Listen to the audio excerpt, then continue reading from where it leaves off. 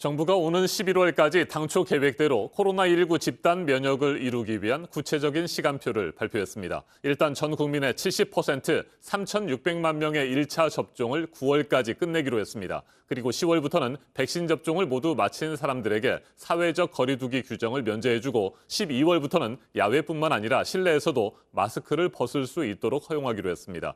이에 앞서 1차 접종자를 포함한 모든 접종자들은 7월부터 공원이나 등산로 등 야외에서 마스크를 쓰지 않아도 됩니다. 유한울 기자입니다. 집단 면역을 위한 시간표는 모두 3단계로 진행됩니다. 1단계는 6월 1일부터입니다. 1차 접종만 했어도 직계가족 모임 인원 제한에서 빠집니다. 지금은 8명까지만 모일 수 있습니다. 만 60세 이상 부부 2명이 백신을 맞았다면 당장 9월 추석부터 10명까지 가능합니다. 접종받은 사람이 5명이라면 기존 8명을 더해 13명까지도 만날 수 있습니다.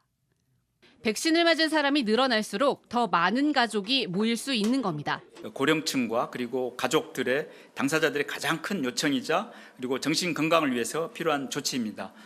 복지관과 경로당 등 노인 복지시설도 이용할 수 있습니다. 요양병원과 요양시설 등에서 대면 면회도 가능합니다.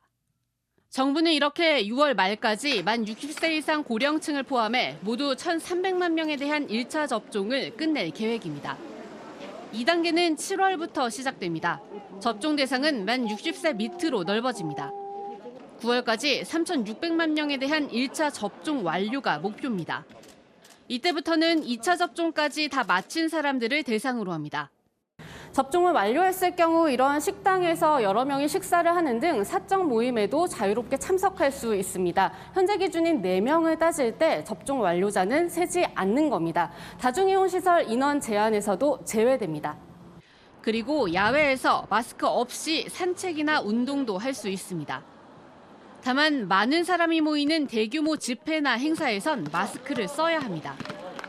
마지막 3단계는 전 국민 70%의 1차 접종을 목표로 하는 10월부터입니다. 병원과 요양시설을 제외하고는 실내외 거리 두기를 코로나 이전으로 돌립니다. 또 전 국민 70%가 접종을 완료하는 12월엔 실내에서도 마스크를 벗는 방안도 검토합니다. 하지만 각 시기마다 목표로 하는 접종률을 달성하지 못할 경우엔 다음 단계로 넘어가지 못할 수도 있습니다. 현황을 다시 한번 분석해 보면서 오늘 발표한 7월 이후의 인센티브 조치에 대해서도 함께 재검토해야 될 것입니다.